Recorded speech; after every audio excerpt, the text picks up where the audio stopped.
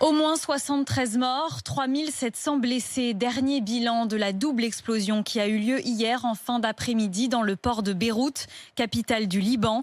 Une première déflagration a été entendue, puis une autre très puissante qui a provoqué un gigantesque champignon dans le ciel. Les immeubles ont tremblé et les vitres ont été brisées à des kilomètres à la ronde. Margot Bédé a pu joindre des témoins sur place. En plein cœur de Beyrouth, dans son appartement, Bénédicte, franco-libanaise, entend une détonation. J'étais tranquillement installée sur mon canapé.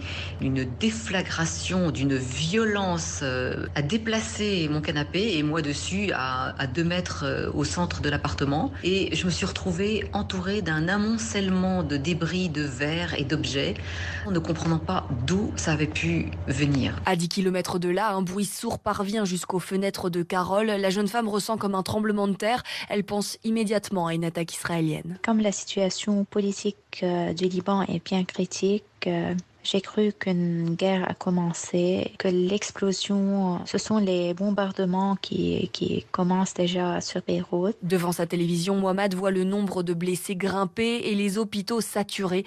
L'inquiétude l'envahit. On ne peut pas oublier que le Liban passe par une crise économique et il n'y a pas des moyens nécessaires dans les hôpitaux.